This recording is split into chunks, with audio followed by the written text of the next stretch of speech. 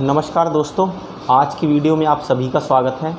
दोस्तों आज हम वीडियो में बात करने वाले हैं कि आप देखेंगे तो एक बहुत बड़ी जो है मान्यता ये है कि जो ज्योतिष है उसी को अंग्रेजी में एस्ट्रोलॉजी कहा जाता है। दोस्तों दोनों को समानांतर समझा जाता है। दोस्तों ये बात जो है जब मैंने देखी कि बहुत सारे ऐसे हैं जो वेस्टर्न लोग जो है ज्योतिष को मानते हैं, तो वो ज्योतिष को ही एस्ट्रोलॉजी के रूप में जो है प्रदर्शित करते हैं और इसमें काफ़ी रुचि रखते हैं। पिछले कुछ सालों में आप देखेंगे तो इंटरनेशनल ज्योतिष जिन्हें एस्ट्रोलॉजर बोलते हैं वो बहुत तेज़ी से जो है बढ़े हैं। और उसके साथ साथ जो हमारे जो पारंपरिक जो ज्योतिष हुआ करते हैं वो अपनी जगह पे हैं दोस्तों। लेकिन कई बार हमारे मन में ये सवाल भी उठता है कि आखिर दोनों में बुनियादी फ़र्क क्या है, दोनों में असलियत में कोई फ़र्क है भी या नहीं। तो दोस्तों इसको लेकर जो है मैं काफ़ी टाइम से शोध कर रहा था। उसके ऊपर मैं और भी कई वीडियो बनाऊंगा, क्योंकि एक वीडियो के ऊपर सारे टॉपिक जो है इसमें कवर कर पाना बहुत मुश्किल होगा।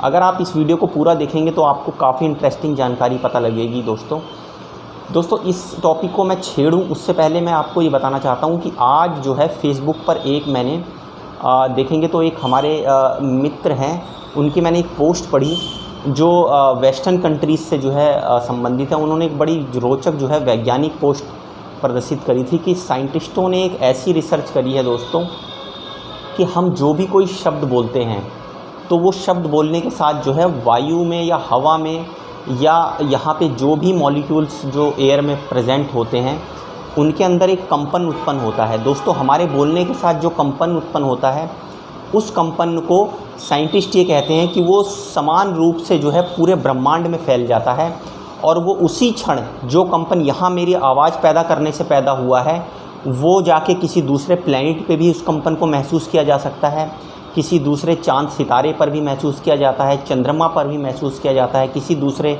प्लैनेट के साथ साथ इवन जो स्टार होते हैं उसमें भी उसको महसूस किया जाता है। मतलब ब्रह्मांड की कोई ऐसी जगह नहीं है जहाँ पर उसको जो है महसूस ना किया जा सके। इसको एक सिद्धांत के रूप में जो है साइंटिस्टों ने दिया है।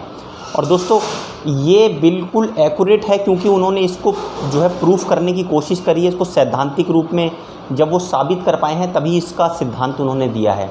क्योंकि आप देखेंगे तो वेस्टर्न जो कल्चर है वो जब तक किसी भी चीज़ का प्रूफ नहीं पाता है तब तक वो उस चीज़ को मानता नहीं है दोस्तों। तो कहने का मतलब ये है, उन्होंने ये एक्सेप्ट करा कि जब हम किसी चीज़ को बोलते हैं तो वो जो मॉलिक्यूल जो कंपन जो यहाँ पर उत्पन्न हुआ है वही कंपन जो है किसी दूसरे प्लैनेट में भी उत्पन्न हुआ होगा, चंद्रमा पे भी हुआ होगा, सूर्य पे भी उत्पन्न हुआ होगा, और इस ब्रह्मांड में किसी भी जगह में आप जाएंगे तो उस जगह पे वही कंपन महसूस किया गया होगा। अब इस बात के क्या मायने हैं आप इसको समझिए दोस्तों। अब आप ये समझिए कि सपोज़ कीजिए कि मैं कोई मंत्र का उच्चारण करता हूँ, मैं भगवान सूर्य के मंत्र का उच्चारण करता हूँ कि ओम सूर्य देवाय नमः। तो दोस्तों यहाँ पर मैंने जो मंत्र का उच्चारण किया है ये सिद्धांत ये बताता है कि वो जो मैंने यहाँ पर कंपन जो उस ध्वनि से उस मंत्र को चैंट करने की वजह से जो उत्पन्न हुए हैं वो सूर्य के अंदर भी वो कंपन महसूस हुए होंगे। तो आप समझ सकते हैं कि मंत्रों का कितना गहरा प्रभाव है। क्योंकि हम जो है कई बार उपायों के रूप में लोगों को बताते हैं कि आप इस मंत्र का उच्चारण कीजिए, आप ऐसे मंत्र जो है जप कीजिए। तो ये सिर्फ समझाने का ये मतलब ये साइंटिस्ट इस बात को माने या ना माने कि उस मंत्र का फ़र्क पड़ता है या ना पड़ता है, लेकिन उन्होंने इस बात को माना है कि अगर आप किसी भी चीज़ को कहते हैं तो अगर वो यहाँ पर उस कंपन को महसूस किया जा रहा है तो वही कंपन सूर्य के अंदर भी महसूस किया जा सकता है, चंद्रमा में भी महसूस किया जा सकता है। तो आप समझ सकते हैं कि जो हमारा ज्ञान था, जो हमारा साइंस था, जो सैकड़ों अरबों खरबों साल पुराना था, जिसको मान सकते हैं हम, वो कहीं ना कहीं इतना गहरा था कि वो आज बेशक विलुप्त हो गया है, लेकिन उसकी गहराई इतनी है कि वो धीरे धीरे जब भी निकल के आता है तो हमें आश्चर्यचकित करता है। दोस्तों टॉपिक पर वापस आते हैं कि ज्योतिष और एस्ट्रोलॉजी में हमने ये देखना था कि क्या कोई समानता है या दोनों में कोई बुनियादी फ़र्क है। दोस्तों यहाँ पर मैं आपको ये समझाना चाहूँगा कि जो ज्योतिष है वो भारतीय पद्धति के रूप में जो है भारतीय ज्ञान है, जिसको हम ऐसा अपने दिल से मानते हैं क्योंकि हम भारतीय हैं। तो हमें लगता है कि ज्योतिष जो है ऋषि भृंगु में सप्त ऋषि के द्वारा दिया हुआ ज्ञान है, ब्रह्मा ने इसे दिया है, भगवान शिव के द्वारा ये दिया गया है, देवताओं का दिया हुआ ज्ञान है। हम उसको जोड़ के देखते हैं और इसके ऊपर हमारे काफ़ी वेद हैं। ऐसा माना जाता है ज्योतिष जितना पुराना है उतने ही पुराने वेद हैं, मतलब वेदों के समकक्ष इसको माना जाता है। और इसको क्योंकि सप्तऋषियों से जोड़कर देखा जाता है, क्योंकि भृगु, पराशर और जो है कई ऋषियों ने इसके ऊपर जो है अपने अलग अलग ग्रंथ लिखे हैं, तो आप देखेंगे तो, लेकिन उसका कोई हमारे पास प्रूफ नहीं है दोस्तों, प्रमाण। क्योंकि आप देखेंगे वेस्टर्न जो कल्चर है वो किसी भी चीज़ को, हिस्ट्री को भी प्रमाण के रूप में पाता है। प्रमाण पे जब तक उसको वो नहीं खरा उतार पाता है तो वो उस चीज़ को नेगलेक्ट करता है। दोस्तों यहाँ पर आप देखेंगे तो वेस्टर्न कहीं ना कहीं इस रूप में पक्षपाती भी होता है। यहाँ पर आपको मैं एक बात और बताता हूँ कि जब आप जो है ज्योतिष की बात करते हैं, आप उसको इंटरनेट में सर्च करेंगे, विकिपीडिया में जाकर उसको सर्च करेंगे, तो एक बड़ी आश्चर्यजनक चीज़ मेरे को जानने में मिली, बड़ी पक्षपाती चीज़ जानने में मिली कि विकिपीडिया में जो है जब आप एस्ट्रोलॉजी को सर्च करेंगे, हिंदी में एस्ट्रोलॉजी आप लिखेंगे तो आपको ज्योतिष का पन्ना खुला हुआ दिखाई देगा दोस्तों। पहला तो जब आप एस्ट्रोलॉजी के बारे में जानना चाहते हैं, हिंदी में अगर आप एस्ट्रोलॉजी लिखते हैं तो आपको जानकारी मिलती है ज्योतिष के बारे में। अगर वही एस्ट्रोलॉजी आप इंग्लिश में टाइप करते हैं तो आपको जो है एक दूसरी जानकारी मिलती है जो ज्योतिष से अलग होती है। उसमें पूरी हिस्ट्री खुलकर आएगी, जिसमें आपको बताया जाएगा कि जो एस्ट्रोलॉजी है वो कहाँ से शुरू हुई। सुमेरियन सभ्यता में ऐसा माना जाता है कि कुछ आरंभिक इसके अवशेष मिले थे कि सुमेरियन, जो ऐसा माना जाता है कि प्रेजेंट टाइम में इराक के आसपास का एरिया था, जहाँ मेसोपोटामिया नामक सभ्यता जो है थी, वहीं पे सुमेरियन सभ्यता को माना जाता है कि उसने सबसे पहले जो है एस्ट्रोलॉजी और खगोल विज्ञान की जो है वो रचना करी थी। दोस्तों यहाँ पर आप एक मेन बात और गहरी बात को समझिए कि हम ज्योतिष बोलते हैं लेकिन वेस्टर्न लोग एस्ट्रोलॉजी बोलते हैं। जब आप एस्ट्रोनॉमी और एस्ट्रोलॉजी को समझेंगे तो वो खगोल विज्ञान से संबंधित विज्ञान है कि नक्षत्रों से, ग्रहों से, प्लैनेट से, उन चीज़ों से जब रिलेटेड जो ज्ञान है उसको एस्ट्रोलॉजी का नाम दिया गया है, लेकिन ज्योतिष का नाम खगोल विज्ञान नहीं दिया गया है। तो आप समझ सकते हैं बहुत बुनियादी फ़र्क है ज्योतिष में और एस्ट्रोलॉजी में। दोस्तों मेरा ऐसा मानना है कि ये बहुत ही प्राचीन विज्ञान है, क्योंकि ये इतने समय में इसको जो है आप देखेंगे तो इसके एविडेंस भी कई जो है सभ्यताओं में नष्ट होते चले गए। किसी एक सभ्यता ने इसको विकसित किया था, लेकिन क्योंकि धीरे धीरे उनकी जो पांडुलिपियाँ थीं और उसके साथ साथ आप देखेंगे जो एविडेंस थे, जो ग्रंथ थे, वो नष्ट कर दिए गए, चुरा लिए गए, उनको अपनी तरह से मैनिपुलेट किया गया, तो कहीं ना कहीं उसके एविडेंस प्रूफ के रूप में प्रेजेंट टाइम में ला पाना जो है बहुत मुश्किल है। क्योंकि जो जितनी पुरानी चीज़ होगी उसके एविडेंस मिलना उतना ही मुश्किल होगा। आप जितनी आगे जाकर जिसकी चीज़ की खोज करेंगे उसके एविडेंस मिलना उतना दिक्कत होगी, जितनी पास की चीज़ होगी उसके उतने ज़्यादा एविडेंस आपको मिलेंगे। आप समझ सकते हैं कि 100 साल अगर पुरानी किसी चीज़ की मैं खोज करूँगा तो उसके एविडेंस मिलने के चांसेस उतने ही ज़्यादा होंगे, क्योंकि कम समय गुजरा है। लेकिन अगर मैं 10,000 साल पुरानी किसी चीज़ की खोज करने निकलूँगा तो उसके एविडेंस मुझे बहुत कम मिलेंगे दोस्तों, क्योंकि वो समय के साथ साथ डिस्ट्रॉय हो जाते हैं एविडेंस। तो इसी तरह से आप समझेंगे कि अगर कोई लाखों वर्ष पुराना कोई ज्ञान है तो उसके एविडेंस भी जो है प्राप्त करने में बहुत दिक्कत होती है। लेकिन मैं यहाँ पर ये समझाना चाहता था कि जो ज्योतिष है उसको हमारे शास्त्रों में खगोल विज्ञान का नाम क्यों नहीं दिया गया है, अगर वो एस्ट्रोलॉजी से ही संबंधित है। क्यों नहीं हमारे ऋषियों ने उसको खगोल विज्ञान का नाम दिया कि आकाशीय ज्ञान है ये, उसको ज्योतिष का ही नाम क्यों दिया गया, ये सोचने की बात है। अंग्रेज़ों ने उसे एस्ट्रोलॉजी क्यों कहा? एस्ट्रोनॉमी का मतलब ये है जब आप आकाश में देखते हैं, आप ग्रहों को, नक्षत्रों को, तारों को देखते हैं, तो आप उससे संबंधित एक आपने ज्ञान जो है पैदा किया, जिसमें आपने ज्यामितीय रचनाएं कागज़ों पे, पांडुलिपियों में, पत्थरों पर उकेरी और गणनाएं करनी शुरू करी।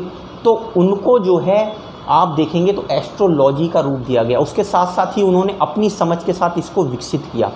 दोस्तों ज्योतिष इतना गहरा है, इतना डीप और इतना रहस्यमयी है कि इसकी व्याख्या किसी एक वीडियो में कर पाना आसान नहीं है। दोस्तों अगर मैं पूरी उम्र भी इसमें रिसर्च में लगा दूं तो भी मैं इसके सारे रहस्यों को रिवील नहीं कर सकता हूं। लेकिन मैं आपको सिर्फ कुछ इसके ग्लिम्स बता सकता हूं कि ये कितना डीप है और कितना विस्तृत है। दोस्तों आप ये समझिए, जब आप आज के टाइम पर ज्योतिष वर्ड को लेकर या एस्ट्रोलॉजी को हिंदी में टाइप करके विकिपीडिया पर रिसर्च करते हैं या सर्च करते हैं, तो वो आपको बताता है कि ज्योतिष जो है, या जिसको जो है हम जो है प्राचीन वैदिक ज्योतिष बोलते हैं, उसको ऐसा बताया जाता है कि प्राचीन टाइम में वो और गणित जो है समानांतर के विज्ञान थे।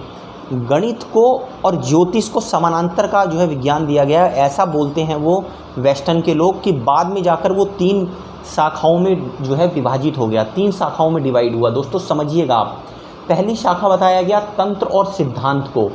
इस शाखा के अंदर जो है वो गणनाएं की जाती थी, जैसे ग्रहों के काल को निकाला जाता था, नक्षत्रों के काल को निकाला जाता था, ऋतुओं के काल को निकाला जाता था, और भी कई तरह की गणनाएं की जाती थी। आप मान सकते हैं कि इसी की एक शाखा में पंचांग वगैरह का भी जो है जो गणनाएं जो होती थी वो तंत्र और सिद्धांत जो ज्योतिष की शाखा थी उसके अंतर्गत आ रही थी। दोस्तों ये इतना अपने आप में विस्तृत है कि मैं इसके बारे में और डीप में जाऊँगा तो एक पूरा वीडियो ख़त्म हो जाएगा। दूसरा जो शाखा आती थी ज्योतिष की, उसमें बताया गया कि वो जो शाखा है वो तंत्र और सिद्धांत के अलावा जो है होरा, जिसे बताया गया होरा। दोस्तों होरा क्या होता है, जब आप कुंडली किसी भी जातक की बनाते हैं, कुंडली से रिलेटेड ज्ञान की जो है रचना करते हैं और किसी जातक के बारे में जो है प्रिडिक्शन करते हैं, तो उस ज्ञान को बताया गया कि वो होरा ज्ञान है। दोस्तों तीसरी जो शाखा जो बताई गई कि जो तीसरी शाखा ज्योतिष की निकलती है वो क्या है दोस्तों, वो थी शाखा, जिसको शाखा का ही नाम दिया गया। दोस्तों शाखा क्या थी, ये शाखा अपने आप में इतनी विचित्र है कि इसमें लक्षण परीक्षण जो है वो किया जाता है कि किस तरह का आप देखेंगे तो आप किसी घटना में किसी नक्षत्र में जाते हैं, किसी बोला जाता है कि आप इस पर्टिकुलर समय पे निकलिए नक्षत्र में, या इसी समय में पर्टिकुलर आप निकलते हैं तो आपके काम बनने की संभावना होती है। आपके जो उसके साथ साथ जो लक्षण होते हैं परीक्षण वो इस शाखा के अंतर्गत आते हैं, आपके हाव भाव आते हैं, और कुछ हद तक इसमें जो है मानव व्यवहार भी आता है। दोस्तों यहाँ पर 2 चीज़ें हैं। एक चीज़ ये है कि हम क्योंकि इस ब्रह्मांड के ही एक पार्ट हैं, हम इस पृथ्वी पर रहते हैं और इसमें जो प्रेजेंट सारी चीज़ें, चाहे वो हवा, पानी, ज़मीन, आप देखेंगे आकाश, वो किसी न किसी रूप में हमारे शरीर पर प्रभाव डालते हैं। ऐसे ही ग्रहों का काल जो है, ग्रहों से उत्पन्न होने वाले जो रेडिएशन है वो भी धरती पर पड़ते हैं और वो धरती के साथ साथ हमारे भी ऊपर प्रभाव डालते हैं। तो दोस्तों यहाँ पर आप इसको अगर वेस्टर्न तरीके से समझिए तो 2 तरह से जो है इस तरह में ज्योतिष को आप समझ सकते हैं कि ज्योतिष इतना विस्तृत था कि वो ये बताता था कि ग्रहों का काल, नक्षत्रों का काल, नक्षत्रों से निकलने वाले रेडिएशन, ग्रहों से निकलने वाले रेडिएशन, उसके साथ ही जो है उनसे उत्पन्न होने वाली आप देखेंगे जो तरंगे हैं, उनसे उत्पन्न होने वाले जो कंपन है वो हमारे शरीर के ऊपर, हमारे मन के ऊपर, हमारी चेतना के ऊपर किस तरह का असर डालते हैं। उसी के परिणाम स्वरूप ये भी रिसर्च करता था कि जब हमारे ऊपर वो असर डालते हैं तो उनके प्रति हमारा शरीर, हमारी चेतना किस प्रकार का व्यवहार करती है। ये दोनों ही अलग चीज़ें हैं दोस्तों। मेरे ऊपर तरंगे किस तरह का असर कर रही हैं वो एक अलग चीज़ है, और मैं उन तरंगों से उत्पन्न होने वाला जो मेरे शरीर का जो रिएक्शन है वो किस तरह का हो रहा है वो एक अलग चीज़ है। क्योंकि तरंगे सब पर एक समान असर करेंगी, ये ज़रूरी हो सकता है और ज़रूरी नहीं भी हो सकता। और आपका शरीर जो है उनके प्रति कैसा रिएक्शन करेगा ये फिक्स हो सकता है और फिक्स नहीं भी हो सकता, क्योंकि ये हर व्यक्ति पर बदल जाता है दोस्तों। जैसे आपके हाथ की रेखाएं, हर व्यक्ति के हाथ की रेखाएं बदल जाती हैं दोस्तों, वैसे ही आपके शरीर की प्रतिक्रिया उन तरंगों के प्रति भी बदल जाती है। जो एक व्यक्ति के ऊपर वो तरंगे असर करती हैं वो ज़रूरी नहीं है कि दूसरे व्यक्ति के ऊपर भी वही असर करेंगी। तो आप समझ सकते हैं कि ज्योतिष इतनी बारीकी में जाता था कि वो व्यक्ति को ये बता सकता था कि किस तरह से जो है आपका शरीर ग्रहों, नक्षत्रों के लिए जो है रिएक्ट किस तरह से करता है, किस तरह से प्रभावित करता है उनको, और वो किस तरह से आपके शरीर को प्रभावित करते हैं। आप दोनों ही तरह का रिएक्शन देख सकते हैं। क्योंकि अगर ये सिर्फ प्रभाव एक तरफा होता, अगर सिर्फ ग्रह हमारे ऊपर ही प्रभाव डालते होते तो दोस्तों कर्म का महत्व नहीं रहता, प्रकृति का महत्व नहीं रहता, हमारा अस्तित्व ही नहीं रहता। लेकिन यहाँ पर एक और सिस्टम पैरेलली काम करता है, जो हमारा अपना चेतना, हमारी अपनी आत्मा, हमारा अपना अवचेतन मन काम करता है, जो उनके ऊपर भी पैरेलली इफ़ेक्ट डालता है। तो दोनों तरफ से आप देखेंगे तो ये यिन और यांग की तरह एक बैलेंस चलता है। उस बैलेंस से ही जो है किसी भी व्यक्ति की, किसी भी इंडिविजुअल की नियति तय होती है। अब दोस्तों इसकी मैं दूसरी आपको एस्पेक्ट बताता हूँ कि आप इसको और बारीकी में जाके समझिए। दोस्तों जब आप थोड़ी सी हिस्ट्री में पीछे जाकर देखेंगे तो आपको पता चलेगा कुछ सैकड़ों साल अगर आप पीछे जाएंगे, तो आप ज़्यादा पीछे मत जाइए, आप मौर्य काल में जाइए, जब चंद्रगुप्त जो है मौर्य का शासन था, जिन्हें ऐसा बोला जाता है कि चंद्रगुप्त मौर्य जो है द्वितीय के, जिनको विक्रमादित्य की भी उपाधि दी गई थी, स्वर्णिम काल बताया जाता है कि भारत का था उस टाइम पे।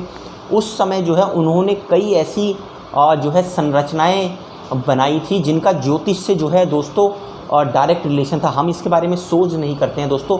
हमारे हिंदुस्तान के अंदर आज एक सबसे बड़ी कमी ये है कि हम अपने ही जुड़े हुए विषयों पर शोध नहीं करते हैं दोस्तों। वेस्टर्न लोगों की खासियत ये है कि वो छोटे से छोटे टॉपिक पर भी शोध करते हैं दोस्तों।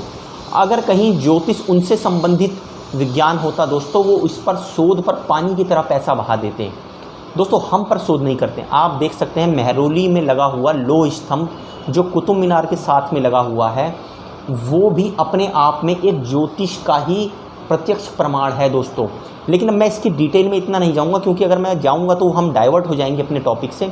मैं सिर्फ आपको ये बता रहा था कि जब चंद्रगुप्त के आप काल को देखते हैं, कुछ सैकड़ों साल पीछे जाकर देखते हैं, तो उस काल में जो है उनका जो राज्य था वो पूरे के पूरे आप देखेंगे तो पूरे के पूरे हिंदुस्तान, भारतीय उपमहाद्वीप, अफ़गानिस्तान, ईरान और इराक़ तक फैला हुआ था दोस्तों, सीरिया तक फैला हुआ था। और ऐसा बताया जाता है कि उन्होंने जो है काफ़ी कुछ हिस्सा सेल्यूकस से भी जीत लिया था, जो सीरिया तक के एरिया तक को माना जाता है। तो ऐसा माना जाता है कि उनका आधिपत्य जो है एक चक्रवर्ती सम्राट की तरह था, और वहाँ पर जो है उन्होंने एक संपन्नतापूर्ण जो है देखेंगे आप तो राज्य का निर्वहन किया था। उस समय इतनी आप देखेंगे तो विकसित हुई थी जो है आप देखेंगे सभ्यता, जो हिंदुस्तानी सभ्यता जिसे बोला जाता है, भारतवर्ष की सभ्यता, कि उसने कई क्षेत्रों के अंदर रिसर्च किया था। और नवरत्न जो है वो उन्हीं के टाइम में माने जाते थे, जिसमें उनके टाइम में जो है कई प्रकार के वास्तु शास्त्री जो है थे, कई तरह के जो है शास्त्री भी थे उन नवरत्नों के अंदर, जो आज भी एक शोध का विषय है कि उन्होंने कई तरह की जो है रचनाएं, कई तरह के जो है ग्रंथ, कई तरह के लेख जो है लिखे थे, लेकिन उन पे आज भी कोई शोध नहीं करता है दोस्तों। सिर्फ सैकड़ों साल पीछे जा रहा हूँ मैं, हज़ारों साल पीछे नहीं जा रहा हूँ दोस्तों। उसके बाद जो है मुस्लिमों ने आके जो है धीरे धीरे मुग़ल का आक्रमण हुआ। उन्होंने जो है वो सभ्यता को नष्ट करना शुरू करा, बहुत सारे मंदिर ध्वस्त करने शुरू करे, क्योंकि उन मंदिरों में भी आप देखेंगे तो ज्योतिष का ही एक अक्ष उभरा हुआ था। वो कई मंदिर ऐसे बने हुए थे जिनमें आप देखेंगे तो खगोल विज्ञान और गणनाओं का एक ऐसा विस्तृत ज्ञान दिया हुआ था कि आप अपने आप में उनकी उससे जो है आश्चर्यचकित हो सकते थे। आप नक्षत्रों की गणना कर सकते थे दोस्तों। जंतर मंतर जो आप दिल्ली में देखते हैं, वो एक छोटा सा जो है आप देखेंगे तो सिर्फ एक छोटा सा उदाहरण है कि किस तरह से वो कुछ इमारतों को बनाकर, कुछ चीज़ों को बनाकर ज्योतिषीय गणना और आप देखेंगे खगोलीय गणना कर लेते थे। लेकिन सिर्फ ज्योतिष खगोलीय गणना से जुड़ा हुआ ज्ञान नहीं है दोस्तों, ये एक बरगद के वृक्ष के समान जो है उत्पन्न ज्ञान है दोस्तों। आप एक चीज़ से आश्चर्य करेंगे, जब मैंने आपको 3 जो है शाखाएं बताई ज्योतिष की, जो वेस्टर्न लोग बताते हैं, जिसमें पहला तंत्र और सिद्धांत बताया, दूसरा मैंने आपको बताया कि होरा से जुड़ा हुआ है जो कुंडली करते हैं, तीसरा मैंने बताया जो शाखा से जो लक्षण, और उसके साथ साथ आप देखेंगे जो दूसरे और ज्ञान हैं जिसमें आप देखते हैं कि जो है किसी पर्टिकुलर टाइम के अंदर कोई काम अगर किया जाता है तो वो कैसे बिल्कुल सही सटीक जो है फलित होगा, वो निकालने का जो ज्ञान है। क्योंकि शाखा अपने आप में इतनी गहरी है कि उसके बारे में अगर आप रिसर्च करने बैठेंगे तो बहुत कुछ जो है आपको जानने को मिल जाएगा।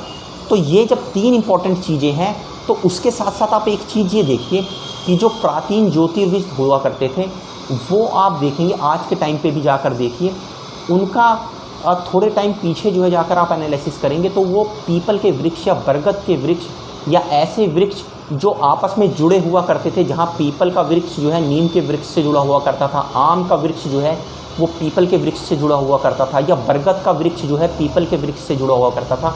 इस तरह की जगह पर वो बैठकर अपने ज्ञान को सिद्ध करते थे दोस्तों। मेरा ऐसा मानना है कि कहीं ना कहीं ज्योतिष जो है वो जो है सिद्धि के ज्ञान से भी जुड़ा हुआ था, क्योंकि इसमें कई ऐसे ज्ञानी भी हुए, कई ऐसे ज्योतिर्विद भी हुए जिनको जो है बिल्कुल भी आप देखेंगे तो गणितीय और गणना का ज्ञान नहीं था, लेकिन वो इतने अदम्य किस्म के ज्योतिष थे कि वो जो बोल देते थे वही सत्य हो जाता था दोस्तों, बिना किसी गणना के, सिर्फ व्यक्ति को देखकर अगर वो कुछ मुँह से कह दे रहे हैं तो ऐसा लगता है उनकी ज़बान पे सरस्वती जैसे वास करती हैं। तो ज्योतिष सिर्फ और सिर्फ गणना और खगोल विज्ञान ही नहीं है दोस्तों, ज्योतिष का एक अंग है खगोल विज्ञान, जिसे एस्ट्रोलॉजी अंग्रेज़ों ने समझा। अंग्रेज़ जब 300 साल पहले जो है जहांगीर के टाइम में आए तो उन्होंने जो है इसको देखना शुरू करा कि यहाँ पर सभ्यता में इतना छुपा हुआ ज्ञान था, यहाँ की अद्भुत मूर्तियाँ, यहाँ की अद्भुत ग्रंथ, अद्भुत पांडुलिपियाँ। दोस्तों एक एक करके जो है अंग्रेज़ों ने उनको धीरे धीरे चुराया। और आप आज भी वेस्टर्न कंट्रीज़ में जाकर देखेंगे तो कई पांडुलिपियाँ, कई ग्रंथ जो यहाँ के हैं, जो बहुत प्राचीन है, अति प्राचीन है, मूर्तियाँ उन्होंने अपने म्यूज़ियमों में रख रखी हैं। उनके ऊपर वो रिसर्च करते हैं, एस्ट्रोलॉजी के ऊपर वो रिसर्च करते हैं और उनको समझ के जो है वो अपने सिद्धांत जो है बताते हैं। लेकिन दोस्तों सारी चीज़ों के आप प्रूफ नहीं दे सकते हैं। आप हमारा विज्ञान चाहे कितना भी विकसित हुआ हो, वो अभी इतना विकसित नहीं है कि हम हर चीज़ को प्रूफ कर सकें।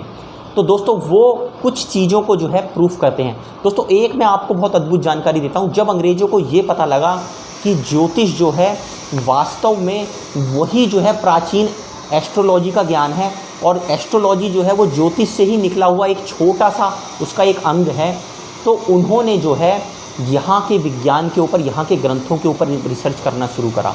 दोस्तों अंग्रेज़ वेस्टर्न पहले ये मानते थे कि एस्ट्रोलॉजी जो है वो सुमेरियन ज्ञान है, सुमेरिया से इस ज्ञान की उत्पत्ति हुई है दोस्तों। और सुमेरिया में जो है, क्योंकि मेसोपोटामिया की सभ्यता थी जो बिल्कुल हमारी सभ्यता से अलग थी, तो वो ये मानते थे कि उसका हमारे ज्योतिष से कोई लेना देना नहीं है, हमारा ज्योतिष अलग है और जो एस्ट्रोलॉजी है वो बिल्कुल अलग है। लेकिन जब अंग्रेज़ 300 साल पहले भारत में आए और उन्होंने हमारे ज्योतिष और ग्रंथों के बारे में पढ़ा, तब उन्हें पता चला कि कहीं ना कहीं जो सुमेरियन का जो एस्ट्रोलॉजी वाला जो ज्ञान था वो हमारे ही ज्योतिष से इंस्पायर्ड था, उसी की एक छोटी सी शाखा थी। दोस्तों उनको जब ये विचित्र बात पता लगी तो उन्होंने इसको और रिसर्च करना शुरू करा और डीप एनालिसिस करना शुरू करा। तो जब इसमें ज़्यादा उन्होंने डीप में जाके एनालिसिस करा तो उनको कुछ एविडेंस मिले, जिसमें प्राचीन सुमेरियन का उन्होंने डीएनए परीक्षण करा कुछ सुमेरियंस का। उस डीएनए परीक्षण को करने के बाद जो है उनका डीएनए इंडो वैलस जो सिविलाइजेशन है, जिसे सिंधु घाटी की सभ्यता और उसके आसपास जो हड़प्पा की संस्कृति है, उससे उसका डीएनए मिलता जुलता हुआ उनको मिला। दोस्तों इसका मतलब ये हुआ कि जो इंडस वैली सिविलाइजेशन थी, उन्हीं से जो उन्हीं के जो लोग थे वो जाकर सुमेरियन में बसे थे। तो कहीं ना कहीं ये ज्ञान जो है इंडस वैली सिविलाइजेशन से ही सुमेरियन को प्राप्त हुआ था और अपनी सुविधा, अपनी बुद्धिमत्ता के अकॉर्डिंग उन्होंने इस ज्ञान को जो है डेवलप किया था। इस बात के उनको एविडेंस मिले। दोस्तों उसके बाद जो है उन्होंने इसमें कई तरह के रिसर्च किए हैं, साइंटिफिक रिसर्च किए हैं। मैं आपको कुछ छोटे छोटे एग्जांपल देता जाऊंगा, अगर आप समझते जाएंगे तो आपको इंटरेस्ट आता जाएगा। दोस्तों हमारे ज्योतिष के अंदर बोला जाता है कि ज्येष्ठा नक्षत्र जो है, ज्येष्ठा नक्षत्र आप देखेंगे तो 27 नक्षत्रों में से एक नक्षत्र होता है। दोस्तों ज्येष्ठा बोला जाता है बड़े को, हमारे आप देखेंगे तो ज्येष्ठ भाई बोला जाता है, जो सबसे बड़ा भाई होता है उसको ज्येष्ठ का नाम दिया जाता है। तो अंग्रेज़ों ने जो है जब अंतरिक्ष में जाके खगोल विज्ञान में जो है उस ज्येष्ठा नक्षत्र का जो है एनालिसिस किया, तो उन्होंने पाया कि वहाँ पर एक स्टार है जो चमकता है, जो आम जैसे तारे होते हैं उन्हीं की तरह जो है चमकता है वो स्टार। लेकिन दोस्तों जब वेस्टर्न लोगों के पास जो है आधुनिक टेलीस्कोप और इतने पावरफुल टेलीस्कोप आए, तो उन्होंने उसको केंद्रित करके उस तारे का अवलोकन किया कि जो ज्येष्ठा नक्षत्र में आता है। दोस्तों उस तारे का अवलोकन करने के बाद उनको पता चला कि वो जो तारा है वो हमारे सूर्य से लगभग 40,000 गुना बड़ा है। दोस्तों आप सिर्फ इस चीज़ को इमेजिन करके देखिए कि हम जब नंगी आँखों से उस तारे को देखते हैं तो वो एक आम तारे की तरह हमें दिखता है जैसे और तारे होते हैं, और हमारा जो सूर्य है उससे 40,000 गुना छोटा है, मतलब वो हमारे सूर्य से 40,000 गुना बड़ा तारा है। दोस्तों तो आप सोच सकते हैं उसे ज्येष्ठा का नाम दिया गया, उसको बड़े का नाम दिया गया।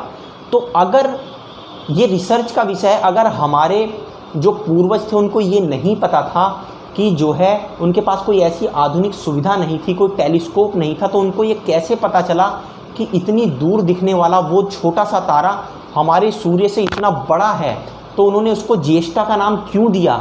दोस्तों इसमें आप जाएंगे तो बहुत रहस्यमयी विषय है, आप जितना इसमें रिसर्च करेंगे आपको रहस्यमयी जानकारी मिलेगी। दोस्तों जब हम चंद्रमा के बारे में ज्योतिष में पढ़ते हैं तो हमें पता चलता है कि चंद्रमा जो है वो हमारे मन का कारक होता है और पानी का कारक है। तो पानी जो हमारे शरीर में 70% जो आप जो हिस्सा मानते हैं वो लिक्विड होता है, पानी तरल पदार्थ ही है। लेकिन दोस्तों एक अंग्रेज़ों ने रिसर्च करके देखी, जो समुद्र में आप देखते हैं ज्वार भाटा आता है, उसको माना जाता है क्योंकि आज सिद्ध है जो टाइडियल जो इफ़ेक्ट आता है जो समुद्रों में, वो चंद्रमा के कारण होता है कि चंद्रमा जो है उस पानी को अपनी तरफ खींच भी सकता है और उसके बाद जब वो उस पानी को जो है अपने गुरुत्वाकर्षण से रिलीज़ करता है तो आप देखेंगे तो टाइडियल इफ़ेक्ट होता है, पानी खींचता है और उसके बाद फैल जाता है। तो इसका मतलब ये है कि ये चीज़ सिद्ध हो चुकी है कि चंद्रमा का जो है वो समुद्रों पर प्रभाव पड़ता है और उसके साथ साथ जो दूसरी जल हैं उनके ऊपर भी, धरती के ऊपर जितने भी प्रकार के जल हैं उनके ऊपर प्रभाव पड़ता है। दोस्तों समुद्र के अंदर जो नमक का और जो सॉल्ट का जो आप देखेंगे जो मिक्सचर है वो बिल्कुल सेम उसी तरह का मिक्सचर है जो हमारे बॉडी के अंदर प्रेजेंट सॉल्ट का मिक्सचर है। दोस्तों अगर आप हमारे शरीर का पानी जो है निकालेंगे तो बिल्कुल उसका जो कंपोजिशन होगा वो समुद्र के सॉल्ट में मिले हुए पानी के कंपोजिशन से बिल्कुल मेल खाता हुआ कंपोजिशन होगा। तो दोस्तों अगर चंद्रमा समुद्र के पानी के ऊपर इफ़ेक्ट डाल सकता है तो वो हमारे शरीर के पानी के ऊपर इफ़ेक्ट क्यों नहीं डाल सकता है? बहुत सोचने की बात है। दोस्तों अंग्रेज़ इसके ऊपर, वेस्टर्न लोग उसके ऊपर रिसर्च कर रहे हैं और वो जितना रिसर्च कर रहे हैं उनको पता चल रहा है कि हमारा ज्ञान जो है वो कहीं ना कहीं इतना गहरा और इतना डीप है कि वो उसको एक्यूरेट पाते जा रहे हैं। दोस्तों आपकी जानकारी के लिए आपको बता दूं, सिर्फ कुछ दशकों पहले जापान के एक वैज्ञानिक ने कई सालों तक जो है मनुष्य के रक्त के ऊपर जो है एक रिसर्च करी। दोस्तों उसने कई सालों तक जो है उस वैज्ञानिक ने मनुष्य के रक्त के ऊपर सर्च करा कि आखिर मनुष्य का जो रक्त है उसके ऊपर जो है ये हमारे जो प्लैनेटरी मूवमेंट होते हैं क्या उनका कोई फ़र्क पड़ता है या नहीं पड़ता है। आपको जानकर आश्चर्य होगा कि उस जापानी वैज्ञानिक के जो रिज़ल्ट आए, उसने जो अपनी शोध प्रकाशित किए उसमें जो है उसने ये बताया कि जो स्त्रियों का खून होता है वो अप्रत्याशित रूप से मर्दों की तुलना में जो है कुछ समय पर पतला हो जाता है, थिन हो जाता है। दोस्तों आज के विज्ञान में आप जानते हैं कि कुछ मेडिसिन्स ऐसी दी जाती हैं जिनको खाने के बाद जो है मनुष्य का खून जो है वो पतला हो जाता है। कुछ मेडिसिन्स इसलिए दी जाती हैं ताकि जो है हार्ट अटैक ना पड़े। हार्ट अटैक आने की जब संभावना होती है तो इस तरह की मेडिटेशन और दवाइयाँ इस्तेमाल की जाती हैं जिनसे आदमी का खून पतला हो जाता है। दोस्तों उस वैज्ञानिक ने ये पाया कि कुछ खास मौक़ों पर स्त्रियों का खून जो है वो पतला हो जाता है। वो कौन कौन से मौके थे दोस्तों? वो मौका था कि जब अमावस्या होती है दोस्तों, मतलब जब जो है आप देखेंगे तो अमावस्या का जो टाइम होता है तो जो औरतों का जो खून होता है वो अपने नॉर्मल जो खून का जो आप देखेंगे तो स्तर होता है उससे कुछ पतला हो जाता है। साथ ही साथ जब उनका मासिक धर्म होता है तो भी उनका खून जो है वो कुछ पतला हो जाता है। दोस्तों एक बहुत ही आश्चर्यजनक बात जो है उनकी रिसर्च में और एक पता चली कि दोस्तों जब जब सूर्य ग्रहण होता है तब तब जो आदमी होते हैं, जो मेल होते हैं, उनका खून भी आश्चर्यजनक रूप से पतला हो जाता है। तो दोस्तों आप देख सकते हैं सूर्य और चंद्र का जो है हमारे शरीर के खून के ऊपर किस तरह से प्रभाव पड़ रहा है। तो जब हम इनको देव की संज्ञा देते हैं, जब हम इनकी पूजा करते हैं, जब हम इनके मंत्र उच्चारण करते हैं, जब हम इनकी श्रद्धा करते हैं, तो दोस्तों कहीं ना कहीं वो एक साइंटिफिकली कनेक्टेड है। क्योंकि हम उसके एविडेंस उन बहुत सारी चीज़ों के नहीं दे पाते हैं तो वेस्टर्न लोग हो सकता है इसको नकार दें, लेकिन जिस तरह से इस चीज़ों को सिद्ध किया जा रहा है, इनके प्रूफ आ रहे हैं, तो वो इसको नकार नहीं पा रहे हैं। दोस्तों मैंने अपनी इस वीडियो के अंदर कुछ रिसर्च बेस्ड बातें भी जो हैं आपसे साझा करी। दोस्तों उसके साथ साथ मैंने ये भी फ़र्क करने की कोशिश करी कि ज्योतिष में और आप देखेंगे तो एस्ट्रोलॉजी में क्या बुनियादी फ़र्क है। दोस्तों अगली वीडियो में मैं इसमें और डीप में जो है कुछ आपको टॉपिक लेकर जो है डिस्कस करूंगा कि ज्योतिष और एस्ट्रोलॉजी किस तरह से अलग हैं और इनमें एक और क्या खास बुनियादी फ़र्क है। होरा में जो हम कुंडली बनाते हैं उस कुंडली से कुंडलिनी का कैसे निर्माण होता है और कुंडलिनी कैसे जो है वो सारे ज्ञान के ऊपर भारी पड़ जाती है कि आप बेशक आपको गणित ना आता हो, बेशक आपको विज्ञान ना आता हो, लेकिन सिर्फ कुंडलिनी जागरण होने पर ही आपको कैसे जो है आकाशीय ज्ञान की प्राप्ति होने लगती है। दोस्तों अगली वीडियो में मैं आपसे इस टॉपिक पर भी बात करूंगा। तब तक के लिए नमस्कार।